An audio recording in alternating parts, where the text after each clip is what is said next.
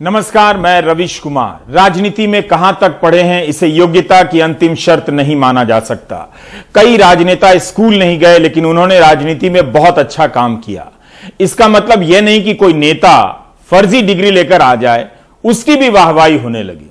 यह बिल्कुल अलग मामला है और फ्रॉड है, क्योंकि तब आप पढ़े लिखे होने का झूठा दावा करते हैं। एक तीसरा छोर यह भी है कि जब कोई नेता मंत्री बनता है या टिकट मिलता है तो उसकी योग्यता का बखान भी अति के छोर पर पहुंचा दिया जाता है कि मैनेजमेंट पढ़ लिया है, हार्वर्ड में जाकर पढ़ लिया है। तीनों ही हालात में नतीजे खतरनाक भी हो सकते हैं और बहुत अच्छे भी हो सकते हैं। जब हम किसी की फर्जी डिग्री और उच्च क्षमता वाली डिग्री का जश्न मनाते हैं तब जरूरी नहीं कि जो पढ़ा नहीं है उसे कम नजर से देखें, लेकिन इसके अलावा भी उन मंत्रियों के नहीं पढ़े लिखे होने को कई नजर से देखा जा सकता है। गुजरात के गृह राज्य मंत्री हर्ष रमेश कुमार संघवी 36 साल के हैं और 9वीं पास हैं। इनका जन्म 1985 के आसपास का है, तब स्कूल कॉलेज सभी के लिए उपलब्ध हो गए थे। देश में शिक्षा व्यवस्था ठीक ठाक फैल गई होगी और नकल से पास होने की व्यवस्था भी कायम हो चुकी होगी। यानी मेहनत और चोरी दोनों ही दरवाजे भारत के युवाओं के लिए तब तक उपलब्ध हो गए थे जो आज तक हैं। हर परीक्षा में मेहनत करने वाले छात्रों का मुकाबला चोरी और पैरवी करने वाले छात्रों से होता ही है। दोनों ही जीतते हैं। इस संदर्भ में मैं थोड़ा हैरान हूं कि खेल और युवा मंत्री ने, गृह राज्य मंत्री ने 9वीं तक ही पढ़ाई क्यों की, आगे क्यों नहीं पढ़ सके। लेकिन गुजरात के गृह राज्य मंत्री के प्रति इस बात को लेकर सम्मान भी बढ़ा कि उन्होंने फर्जी डिग्री का रास्ता नहीं चुना, ना ही नकल का सहारा लिया। उन्होंने 9वीं पास होने के बाद भी जीवन में इसे रुकने का कारण नहीं माना, आगे बढ़ते रहे। आज उनके पास कई विभाग हैं, खेल व युवा मामले के विभाग, non resident Gujarati division, excise है, जेल है, सीमा सुरक्षा है, आपदा प्रबंधन है। जबकि इसी मंत्रिमंडल में जिन्हें शिक्षा मंत्री बनाया गया है, जीतू वाघणी, उनके बेटे मीत वाघणी नकल करते पकड़े गए। अहमदाबाद मिरर में छपी खबर के अनुसार उनके पास से 27 चिट्स बरामद हुई। जीतू वाघणी का भी डेक्कन हेराल्ड में बयान छपा है। जो प्रक्रिया है, वो कह रहे हैं कि जो प्रक्रिया है उसका पालन हो, उनके बेटे के साथ अलग से बर्ताव नहीं होना चाहिए। यह भी काबिले तारीफ है। उन्होंने नहीं कहा कि मेरी सरकार है, वाइस चांसलर को हटवा देंगे, बल्कि उन्होंने कहा कि उनका बेटा इम्तिहान नहीं देगा। These days ऐसी नैतिकता कहां देखने को मिलती है। उस साल के कई अखबारों में, यानी 2019 के अखबारों में खबर छपी है कि भावनगर यूनिवर्सिटी के वाइस चांसलर ने कहा है कि 402 छात्र नकल करते पकड़े गए, इनकी जांच अनफेयर मींस कमेटी करेगी। अनफेयर मींस कमेटी ने 399 छात्रों को दोषी पाया। मौजूदा शिक्षा मंत्री के बेटे मीत वाघणी को भी अनफेयर कमेटी के सामने बुलाया गया और दंड दिया गया। नियमों के मुताबिक जो पकड़े जाते हैं उन्हें परीक्षा में फेल कर दिया जाता है और अगली 3 परीक्षा में नहीं बैठने दिया जाता है। इसलिए गृह राज्य मंत्री के प्रति सम्मान बढ़ा। पढ़ाई छूट गई तो छूट गई, नकल से या पैरवी से क्या पास होना। गुजरात में नकल की क्या स्थिति है इसे कभी फॉलो नहीं किया, लेकिन स्थानीय अखबारों में इस संबंध में कई खबरें मिली। यह खबर मई 2019 की है। उस साल बोर्ड की परीक्षा के लिए कमरों में सीसीटीवी कैमरे लगाए गए थे। चोरी और नकल के 4000 मामले पकड़े गए। 2165 मामले सीसीटीवी कैमरे से पकड़े गए। जूनागढ़ से 900 मामले सामने आए। इन सब के नतीजे रोक लिए गए। ऐसे बहुत से केस पकड़े गए। ऑब्जेक्टिव प्रश्नों के उत्तर में छात्रों को 90% से अधिक अंक मिले हैं, लेकिन सब्जेक्टिव प्रश्नों के उत्तर में 0। 1000 से अधिक उत्तर पुस्तिकाओं में कई तरह की गड़बड़ियां पकड़ी गईं, जिससे पता चला कि नकल हुई है। इस साल अगस्त की खबर है, लेकिन मामला पिछले साल मार्च का है। 10वीं की परीक्षा में चोरी करने के आरोप में क्राइम विभाग ने 1 छात्र और 5 शिक्षकों को पकड़ा है। घटना पोरबंदर की है। जो पढ़ा लिखा है वो सबसे संदिग्ध है। आप शक कर सकते हैं कि पढ़कर पास हुआ है या नकल से, लेकिन पढ़े ही नहीं है उन पर आप शक नहीं कर सकते। तो नहीं पढ़ा होना एक तरह से असंदिग्ध होना है। गुजरात के नए मंत्रिमंडल में कई मंत्री ऐसे हैं जिन्होंने 12वीं से आगे की पढ़ाई नहीं की। आगे बढ़ने से पहले एक बात का ध्यान जरूर रखिए कि सब विधायक हैं और विधायक होने के नाते इन सभी के पास प्रशासनिक और विधायी कार्यों के अनुभव हैं, किसी भी पढ़ाई से कम नहीं। इनकी पढ़ाई का जिक्र इस संदर्भ में बिल्कुल नहीं कर रहा हूं कि ये अयोग्य हैं, बल्कि कुछ और समझना चाहता हूं कि ये क्यों नहीं पढ़ सके। क्या गरीबी की वजह से, या स्कूल नहीं था, तब तो यह सिस्टम की नाकामी हुई। अगर पैसा नहीं था तो और बात है, पढ़ाई में दिलचस्पी नहीं थी तो यह और बात है। राज्य परिवहन मंत्री अरविंद भाई रयाणी 45 साल के हैं, 9वीं पास हैं। सामाजिक न्याय राज्य मंत्री 10वीं पास हैं, 51 साल के हैं। कैबिनेट मंत्री नरेश भाई मगन भाई पटेल 10वीं पास हैं और 53 साल के हैं। शहरी विकास राज्य मंत्री विनोद भाई अमर सिंह भाई मोराडिया 10वीं पास हैं, 54 साल के हैं। प्राथमिक और माध्यमिक शिक्षा राज्य मंत्री कृष्ण सिंह प्रभात सिंह वाघेला 12वीं पास हैं, उम्र 52 साल है। जल संसाधन राज्य मंत्री जीतू भाई हरजी भाई चौधरी 9वीं पास हैं, 56 साल के हैं। पशुपालन राज्य मंत्री देव भाई पुंजा भाई मालम 63 साल के हैं और 4थी पास हैं। पर्यावरण और जलवायु परिवर्तन राज्य मंत्री जगदीश भाई ईश्वर भाई विश्वकर्मा 12वीं पास हैं, 58 साल के हैं। मुख्यमंत्री और स्वास्थ्य मंत्री डिप्लोमा होल्डर हैं, एक तरह से 12वीं पास हैं। मुख्यमंत्री की उम्र 59 साल है, स्वास्थ्य मंत्री की 60 साल। दोनों को ही रियल एस्टेट बिजनेस का खासा अनुभव हासिल है। गरीबी एक कारण हो सकती है, लेकिन जिनकी उम्र 40 से 50 साल के बीच में है उनके बारे में और जानने की जरूरत है। क्यों 12वीं से आगे नहीं पढ़ सके? गुजरात हमेशा से अग्रणी राज्यों में से एक रहा है। उसकी साक्षरता दर भी बढ़ी है। 2011 की जनगणना के अनुसार 78% से अधिक है। गुजराती मीडिया रिपोर्ट के हिसाब से 25 लोगों के मंत्रिमंडल में आधे से अधिक मंत्री ऐसे हैं जिन्होंने 4वीं, 8वीं, 9वीं, 10वीं और 12वीं की पढ़ाई की है। अगर ऐसा है तो यह भी अपने आप में गुजरात मॉडल ही है। पढ़ाई लिखाई की बात हो गई है तो बिहार भी आइए। पटना के कंकड़बाग में मौजूद इस कॉमर्स कॉलेज में आइए। कितने दिनों से आपने भी किसी कॉलेज के बाहर का दृश्य नहीं देखा होगा। हबीब के कैमरे से आप भी देखिए गेट से पहले कितनी चहल पहल है। पटना के पुराने कॉलेजों में से एक है कॉमर्स कॉलेज। भारत के प्रथम राष्ट्रपति राजेंद्र प्रसाद की सलाह पर पंडित इंदु शेखर झा ने 1949 में इस कॉलेज की बुनियाद रखी। 2018 में यह पाटलिपुत्र यूनिवर्सिटी का हिस्सा हो गया। हमारे सहयोगी हबीब बुधवार को भी यहां गए थे। तब यहां स्कॉलरशिप का फॉर्म भरा जा रहा था और किसी सत्र की परीक्षा थी। इस कारण यहां काफी भीड़ दिखी। यहां भी छात्रों की वही शिकायत मिली जो छपरा की जेपी यूनिवर्सिटी के छात्र करते रहे। इस कॉलेज की वेबसाइट पर अतीत के गौरव यानी लेगेसी को लेकर कुछ लिखा हुआ है, लेकिन वर्तमान उस लेगेसी से कुछ कम ही मैच होता नजर आ रहा है। टीचर रहते पढ़ाते नहीं हैं। फिर आप लोगों को कैसे पढ़ाई हो रहा है? हम लोग का पढ़ाई करता है, क्लास आज सस्पेंड हो गया है, अगला दिन आया, अगला दिन बच्चा लोग आता है फिर मिलता है सस्पेंड हो गया, कोई नोटिस वहाँ से नहीं आया है। ऐसे ही करके बच्चा लोग को घुरा रहा है सब। अब बच्चा लोग पढ़ने के इच्छुक आते हैं, कोई दूर से भी आते हैं, मोकामा से या बाहर बख्तियारपुर सिवान से आते हैं भाड़ा लगा। कोई गरीब घर का भी रहता है, कोई अमीर घर का भी रहता है। बच्चा लोग आते हैं क्लास ज्वाइन करने के लिए, लेकिन क्लास बोला जाता है चपरासी लोग के द्वारा या सर नहीं आए हैं, नेक्स्ट डे आइए। नेक्स्ट डे बच्चा आता है तो बोलता नहीं आए हैं। तो यहाँ पर सर कितने हैं टीचर? यहाँ पे टीचर तो हर एक डिपार्टमेंट लेवल है, हर एक डिपार्टमेंट लगता है 10-20 टीचर हैं, लेकिन आते कोई नहीं है। अभी ये तो नया यूनिवर्सिटी ही बना है, तो ये अभी जो 3 साल में हो जानी चाहिए थी, लेकिन कोविड काल को तो लेकर नहीं हो सकता है, यूनिवर्सिटी तो कहेगी। लेकिन यहाँ पे सेशन लगभग 3 से 4 सालों में पूरा कराया जाता है। ठीक से उसे पूरा भी नहीं कराया जाता। और स्थिति तो क्लासरूम का तो देखिए, सारे कॉलेजों का तो क्लास का सिर्फ खाना पूर्ति होता है, क्लास भी नहीं चलती है, छात्रों को एग्जामिनेशन भी टाइट होती है।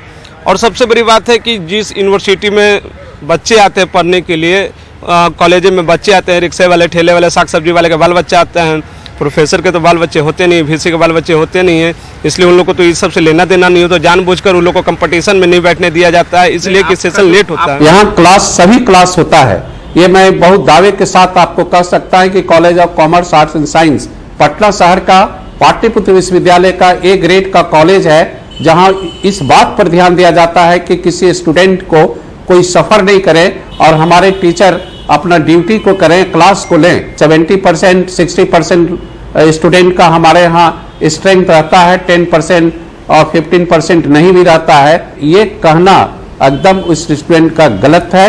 हमारे यहाँ क्लास पूरा होता है और मैं स्वयं घूमकर पूरे वॉच करता हूँ कॉलेज को कि कहाँ क्लास चल रहा है और क्लास नहीं चल रहा है। छात्रों की यह बात बहुत महत्वपूर्ण है। बल्कि हमने जब 2018 में यूनिवर्सिटी सीरीज की तब भी किसी ने इस तरह की मार्के की बात नहीं कही। दोनों छात्रों का कहना है कि गरीब के छात्र पढ़ते हैं, इसलिए कम ध्यान दिया जाता है। कस्बों, जिलों और राजधानियों के कॉलेजों में पढ़ने वाले छात्रों का एक अध्ययन होना चाहिए कि किस तबके के छात्र वहां अब पढ़ रहे हैं। अगर गरीबों के बच्चे पढ़ रहे हैं और वहां की पढ़ाई अच्छी नहीं है, तब तो गरीब के साथ और भी धोखा है कि वो पेट काटकर कॉलेज भेज रहा है और वहां पढ़ाई नहीं हो रही है। पता चला कि प्रोफेसर के बच्चे अब दिल्ली चले गए हैं। हालांकि इस कॉलेज की नई इमारत बन रही है, जिसके जल्दी ही चालू हो जाने के आसार बताए जा रहे हैं, लेकिन अभी तक यहां क्या हाल था उस पर भी गौर करना जरूरी है। 10,500 छात्रों के लिए 55 कमरे ही हैं। औसत निकालिए तो 190 छात्रों के लिए एक कमरा। इतने बड़े कमरे तो नहीं हैं। कितनी घुटन हो जाती होगी। एक क्लास के खत्म होते ही दूसरी क्लास के छात्रों की भीड़ लग जाती होगी। आप कल्पना कीजिए कि एक कॉलेज में छात्रों की संख्या 10,500 हो गई है, लेकिन यहां शिक्षकों के मंजूर पदों की संख्या 1970 के हिसाब से 51 साल पहले के हिसाब से शिक्षकों के मंजूर पदों की संख्या है। बिहार ने खुशी खुशी अपने बच्चों के बर्बाद होने की रणनीति बनाई है। इसमें बच्चों के मां बाप का बड़ा योगदान है और बच्चों का तो है ही। बिहार के नौजवानों को खराब शिक्षा व्यवस्था का स्वाद लग गया है। वे इतने सहज हो गए हैं कि इसकी बात भी नहीं करते होंगे, बस यहां आते होंगे और यहां से जाते होंगे। यह बता रहा है कि अगर नीतीश कुमार बिहार के सारे कॉलेजों को हमेशा के लिए बंद कर दें तो उनकी लोकप्रियता और बढ़ जाएगी। छात्रों से पहले उनके मां बाप ही आगे आकर कहेंगे कि बहुत अच्छा काम हुआ, खुशी के मारे 7 दिन का व्रत करने लगेंगे।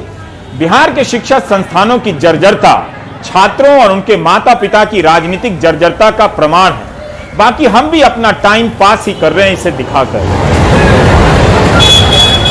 मेरा क्लासरूम तो एकदम सही है, बट मेरे डिपार्टमेंट में सिर्फ एक ही क्लासरूम है अभी, जो बहुत दिक्कत फेस करना पड़ता है। कभी फर्स्ट ईयर वाले बच्चे आते हैं तो सेकेंड ईयर वाले को लैब में फिट किया जाता है, फिर थर्ड ईयर वाले आते हैं तो सेकेंड ईयर वालों को छुट्टी कर दिया जाता है। तो ऐसे होता है कि तीनों बैच के लड़के एक साथ कभी क्लासरूम में बैठ नहीं पाते, बहुत दिक्कत झेलना पड़ता है हम लोगों को इस चीज़ के लिए।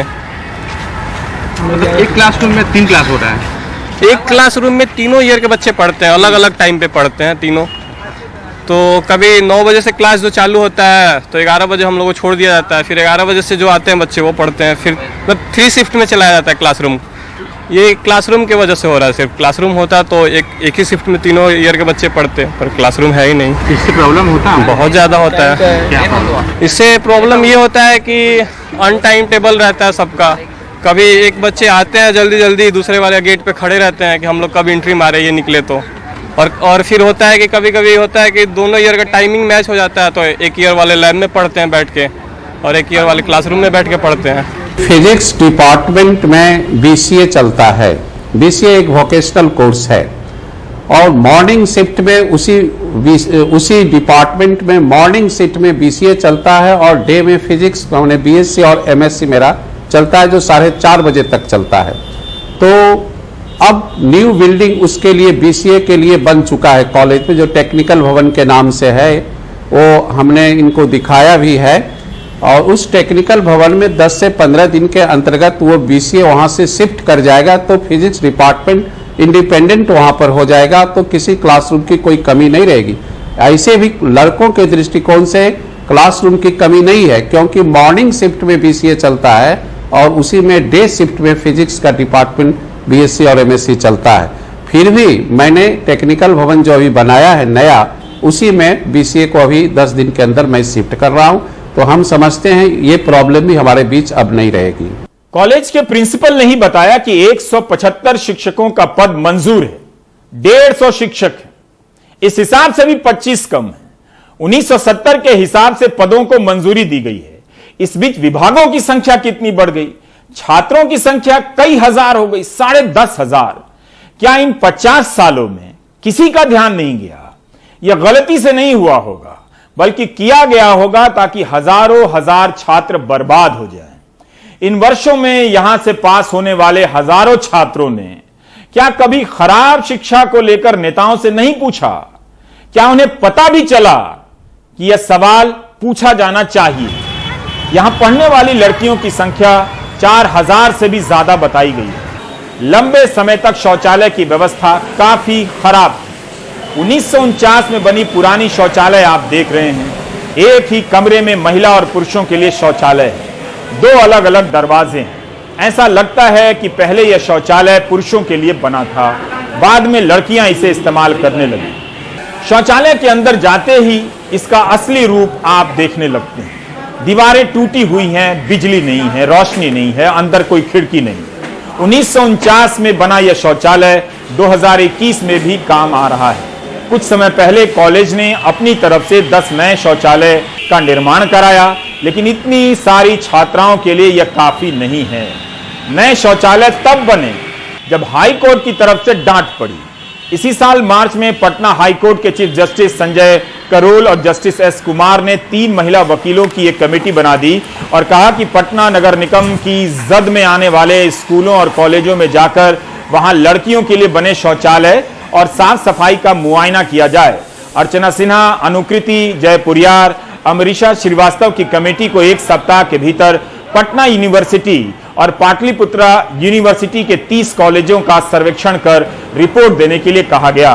कमेटी ने अपनी रिपोर्ट भी दे दी, जिसे देखकर हाईकोर्ट ने कहा था कि यह शौचालय जानवरों के इस्तेमाल के लायक भी नहीं है, कोई इंफ्रास्ट्रक्चर नहीं है, शौचालय भी नहीं है, ना उसका रखरखाव है, सैनिटरी वेंडिंग मशीन तक नहीं है, ना ही इसके लिए फंड। मैंने कहा था कि हमारे समय का सबसे बड़ा फ्रॉड है घटिया कॉलेज, उनके भीतर घटिया इंफ्रास्ट्रक्चर को उनके हाल पर छोड़कर दुनिया को बताना कि भारत विश्व गुरु बन गया है या बनने वाला। विगत 10 वर्षों में इस पर ज्यादा ध्यान दिया जा रहा है कि नहीं, टॉयलेट लड़कियों के लिए अलग से होना चाहिए। तो हमारे महाविद्यालय में जो टॉयलेट था वो लड़कियों के लिए किया गया था, लेकिन उतना उचित नहीं था, जिसको हमने इधर विगत 3 साल में अपने महाविद्यालय में इस काम को बहुत अच्छे ढंग से अभी कर दिए हैं और कर भी रहे हैं। कॉलेजों के शौचालयों के हाल पर बात करनी चाहिए, इससे पहले कि भ्रम फैल जाए कि कोई स्वच्छता क्रांति हो गई है इस देश में। दिल्ली विश्वविद्यालय से लेकर तमाम यूनिवर्सिटी के छात्रों को शौचालयों की साफ सफाई की हालत की तस्वीर लेकर 2 अक्टूबर के दिन ट्वीट करना चाहिए, ताकि इस पर भी सरकार का ध्यान जाए और सुधार हो। सारे पत्रकारों को टैग कर तस्वीरें ट्वीट कीजिए, ताकि वे इस पर रिपोर्ट करें और प्रधानमंत्री की नजर पड़ जाए। खैर, हम पटना के कॉमर्स कॉलेज की गाथा कह रहे हैं। इस कॉलेज के एक प्रोफेसर एमएलसी बन गए तो उन्होंने भी अपने फंड से 200 सीट का एक ऑडिटोरियम बनवा दिया। बिहार सरकार ने कहा 800 सीटों का ऑडिटोरियम बनेगा, लेकिन वह पैसा नहीं आया आज तक। जब तक परीक्षा के लिए हॉल या ऑडिटोरियम नहीं बनेगा, यहां भीड़ की समस्या बनी रहेगी। 10,500 छात्रों के पढ़ने की क्या सुविधा है आप देख रहे हैं। क्या 150 शिक्षक 10,500 छात्रों को पढ़ा सकते हैं? इन छात्रों को बर्बाद करने से क्या आप अंदाजा लगा रहे हैं कि 10 साल बाद समाज को किन नतीजों का सामना करना पड़ेगा? वैसे भी जो शिक्षक नहीं पढ़ाने वाले वो इस संसार के सबसे सुखी प्राणी होते हैं। कहीं भी ऐसे शिक्षकों की भी रैंकिंग होनी चाहिए और श्रेष्ठ बर्बादक नाम से पुरस्कार दिया जाना चाहिए। हर कॉलेज में ऐसे शिक्षक हैं जिनके कारण दिन रात पढ़ाने में लगे रहने वाले शिक्षक भी बदनाम होते रहते हैं। कोरोना काल के पहले 2018-19 में ऑडिटोरियम का प्रपोजल बिहार सरकार को हमने दिया था और बिहार सरकार ने उसको सैंक्शन भी कर दिया। और अभी ऑडिटोरियम में एग्जामिनेशन हॉल भी 3 फ्लोर बनना है। कुल 12 से 15 करोड़ का बजट है, तो बिहार सरकार उसको सैंक्शन भी कर दिया है, लेकिन अभी तक कॉलेज को मिला नहीं है सैंक्शन लेटर, जिसके कारण उससे आगे की कार्रवाई नहीं हो सकी है। लेकिन अब कोरोना काल खत्म होने पर हम प्रयास लगातार हम सरकार के संपर्क में हैं कि वो ऑडिटोरियम बन जाए और लड़कों को उससे सुविधा हो, क्योंकि ये कॉलेज बड़ा कॉलेज है और नैक से A ग्रेड का कॉलेज है। यहाँ आए दिन बहुत सा फंक्शन, सेमिनार और कॉन्फ्रेंस होते रहता है। वो कठिनाई होती है इस महाविद्यालय में, क्योंकि अभी जो हमारा कॉन्फ्रेंस है वो थोड़ा छोटा है, लेकिन काम चलाते हैं। तो हम ये कहना चाहेंगे कि अगर कॉन्फ्रेंस हॉल जल्दी, ऑडिटोरियम जल्दी बन जाता है तो कॉलेज को लाभ होगा, परीक्षा लेने में भी लाभ होगा, क्लास सस्पेंड हमें नहीं करना होगा, एक तरफ एग्जाम भी चलेगा और लड़कों का क्लास भी चलेगा। ये एक बहुत बड़ी हमें सुविधा प्राप्त हो जाएगी। कॉमर्स कॉलेज का मिशन भी है, विजन भी है। इसे देखकर लगता है दुनिया का कोई शानदार कॉलेज है, लेकिन ये सारी बातें भी वेबसाइट को सजाने के ही काम लगती हैं, ताकि उसे देखकर कोई एडमिशन लेने आ जाए और फंस जाए। पहले इस कॉलेज की वेबसाइट में प्रवेश करते ही विजन सेक्शन मिलता है। मैं हिंदी अंग्रेजी मिलाकर अनुवाद प्रस्तुत करने जा रहा हूं। इसमें लिखा है कि college of commerce, arts and science को सभी अकादमिक विषयों में सेंटर ऑफ एक्सेलेंस के रूप में बनाना है। उच्च रूप से विकसित इंफ्रास्ट्रक्चर, एक्सेलेंट फैकल्टी के साथ इसका इंटरनेशनल आउटलुक होगा, जो समाज और दुनिया के साथ सक्रिय भागीदारी करेगा। हमारा इरादा बस इतना है कि शिक्षा पर बात हो, केवल पटना के कॉमर्स कॉलेज पर बात नहीं। अगर भारत का कोई छात्र इस कार्यक्रम को देख रहा है और वह समझ पा रहा है कि उसके जीवन को किस तरह से बर्बाद करने की प्रक्रिया आज भी जारी है, तो वह छात्र एक काम करे, बहुत सोच समझकर, बिना किसी जोड़ घटाव के घटिया कॉलेज और घटिया यूनिवर्सिटी का चुनाव करे। शिक्षकों की संख्या बताए, कमरों का हाल बताए, नकल का हाल बताए। हम भारत के घटिया कॉलेजों पर ऐतिहासिक सीरीज करना चाहते हैं। आप सारी जानकारी अपने नंबर के साथ मुझे भेजिए। मेरे ट्विटर हैंडल पर, फेसबुक पेज पर आप पहुंच ही जाएंगे। जब ट्रोल करने आ जाते हैं तो इसके लिए भी आ जाएंगे। घटिया कॉलेज का वीडियो अपने मोबाइल फोन से कैसे बनाना है वो भी देख लीजिए, लेकिन ध्यान रहे कोई भी कॉलेज घटिया से कम नहीं होना चाहिए। आपके मोबाइल वीडियो हमको रोज मिलते हैं, लेकिन उनमें से कई वीडियो अहम होने के बाद भी हम इस्तेमाल नहीं करते, क्योंकि उनको सही ढंग से शूट नहीं किया गया होता है। अगर आप अपने मोबाइल को इस तरह से रखते हैं तो जो वीडियो बनता है वो इस तरह का दिखता है, लेकिन अगर आप अपने मोबाइल को इस तरह से रखकर शूट करेंगे, यानी लैंडस्केप मोड में रखकर शूट करेंगे, तो वीडियो इस तरह से बनेगा। स्क्रीन भरी हुई दिखेगी आपके वीडियो से। तो सही खबर को सही तरीके से शूट करें। 220 साल पहले ऑर्डिनेंस फैक्ट्री बोर्ड का गठन हुआ था। आज उसका अस्तित्व समाप्त हो चुका। ऑर्डिनेंस फैक्ट्री का निगमीकरण शुरू हो गया है। फैक्ट्री के दरवाजे पर जो अशोक का लाट लगा होता था उसे हटा लिया गया है। इसी मानसून सत्र में कानून बना है, लोकतंत्र की मां भारत में, कि इसके कर्मचारी अगर हड़ताल करेंगे तो जेल जा सकते हैं। कानपुर से आए इस वीडियो को देखते देखते ब्रेक ले लीजिए। Centro India, go back! Go back, go back! Centro India, go back! Go back, go back! तानाशाही सरकार मुर्दाबाद! मुर्दाबाद, मुर्दाबाद! एक दिन वो था 1801 दरअसल फैक्ट्री की स्थापना, और आज का दिन वो है जब नए आवरण में हम लोग जा चुके हैं। गेट की तरह आप देखिए, जो हमारा एक शान था अशोक की लाट, वो भी आज गेट पर नहीं गिरा। ये लड़ाई एक दिन की नहीं थी, ये लड़ाई अनवरत हम लोग लगातार लड़ते चले आ रहे हैं।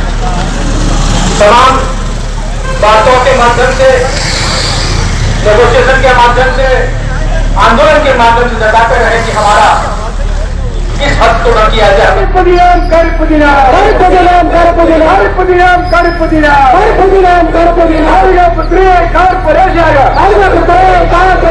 हम अपने खाली टिफिन के घर से लेकर के आए हैं, वो खाली टिफिन रख देंगे, जो इस बात का प्रतीक होगा कि तुमने जो ये साजिश की है, तुम्हारा ये जो फैसला है, ये फैसला रक्षा सैनिक कर्मचारियों के मुंह का निवाला छीनने वाला फैसला है, और ये खाली टिफिन उसी बात के परिचायक है, उसी बात के प्रतीक है।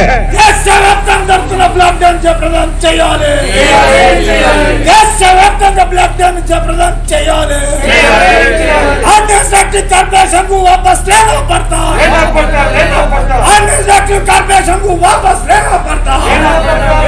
आज 74,000 कर्मचारियों को 7 टुकड़े में बेंच में बैठी हुई सरकार ने बांट दिया।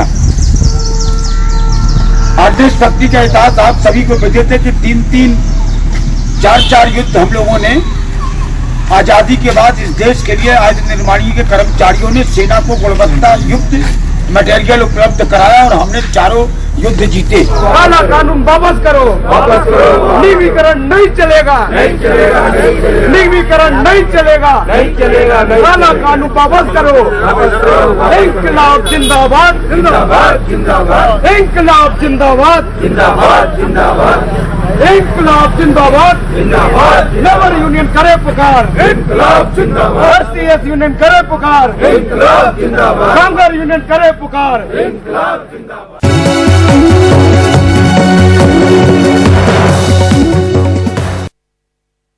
महाराष्ट्र में 22 अक्टूबर से सिनेमा हॉल और नाट्यगृह खुलने वाले हैं। पिछले 1.5 सालों से नाट्यगृह बंद हैं। इसका असर कलाकारों के साथ ही बैक स्टेज पर काम करने वालों पर भी पड़ा है। सालों से नाट्यगृह में टेक्निकल काम करने वाले लोग दर काम करने के लिए भटकते रहे, कर्ज लेकर घर चलाया, सरकार से कोई राहत नहीं मिली। मुंबई के सीव्स इलाके के इस गोदाम में प्रसिद्ध नाटक धनंजय माने इथेच राहतात का सेट बन रहा है। पिछले 1.5 साल से महाराष्ट्र में थिएटर बंद हैं, लेकिन अब राज्य सरकार ने 22 अक्टूबर से इसे दोबारा खोलने के आदेश दिए हैं। इतने समय से इस गोदाम में करीब 50 नाटकों के सेट का सामान इसी तरह पड़ा हुआ है। मजदूरों के पास काम नहीं है, सामान खराब हुआ है। गोदाम के मालिकों को लाखों का नुकसान हुआ है।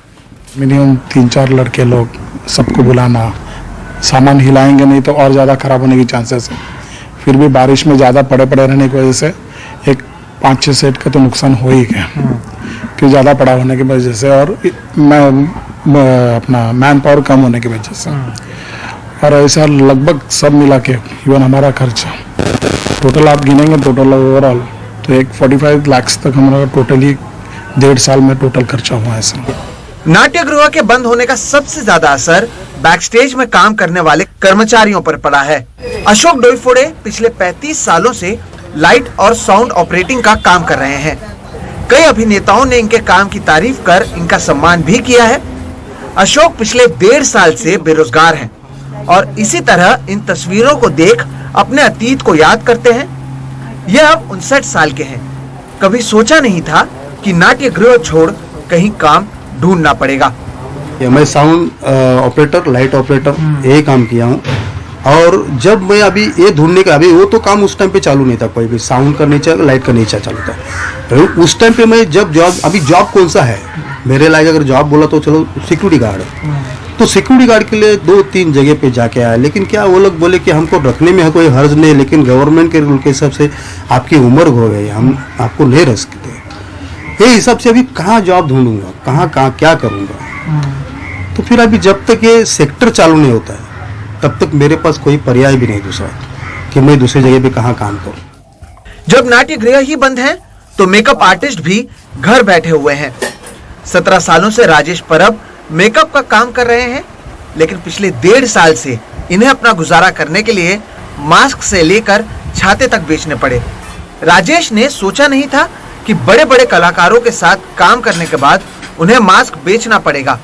हम लोग का भाई और मैं घर चलाता हूँ, तो मैं घर चलाने के लिए मैंने क्या किया, हर जगह पे हमारे रोड पे स्टॉल लगाया, अलग अलग प्रोडक्ट बेचना चालू किया, मास्क बेचा, बारिश के सीज़न में छाते बेचे।